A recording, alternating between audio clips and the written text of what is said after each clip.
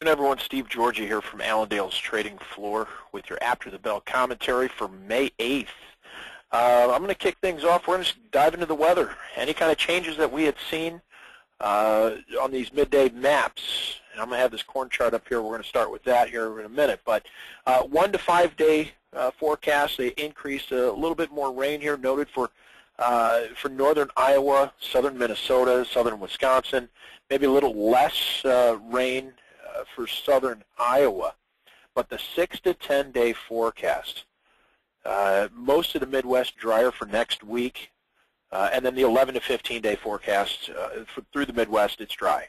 So we should see planting progress pick up and continue to go at a good clip here as they get the ability to, as farmers get out there and get the ability to get in these fields and get going. So we'll watch for that. The 6 to 15 day forecast. It is dry and seems to be warm, so we should get a pretty good handle here on planting. But I've got the corn chart up right now. I want to show you guys what happened here today. This is the July corn, down 7 cents. So we did take out this 732 support, or 732, 733, or 633 support. We closed right at it, right at 633. Now we did dip down a little further than that. There's a gap that gets filled. There's a ½ cent gap that gets filled at 624.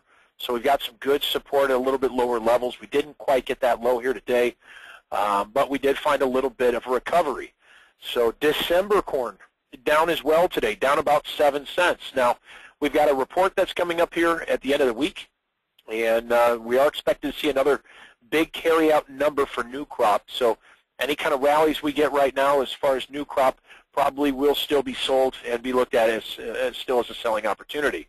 We've got a few gaps in these charts as far as old crop that if we continue to see strong cash markets, we still have the ability to come on up here and close some of these gaps. Ethanol production numbers came out this morning.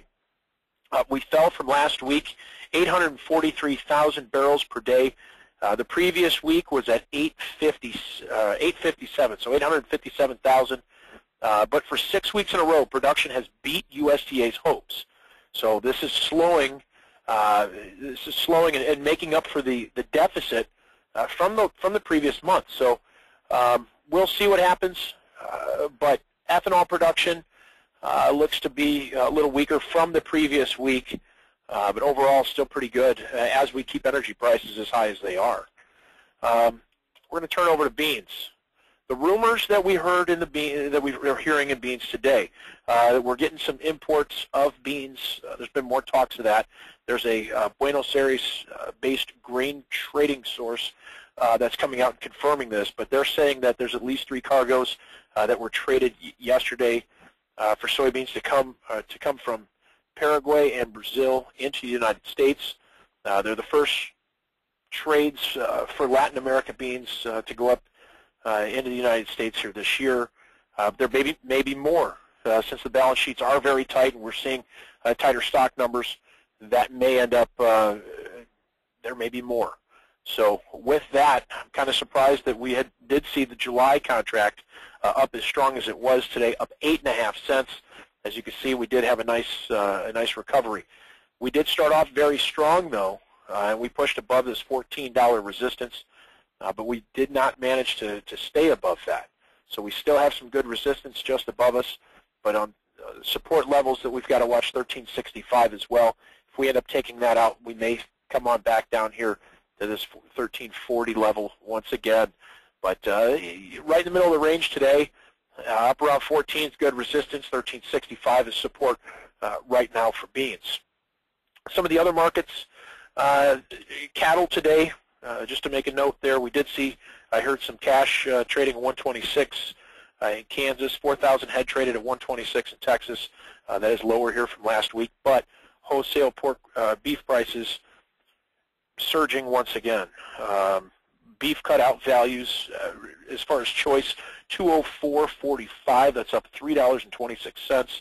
Select up 62, 190.88, very strong, but we did see cattle pulling back here today, and we were down about 90 cents or so as far as cattle. Some of the outside markets, the dollar down 35, crude oil up 90 cents today, continuing to push higher.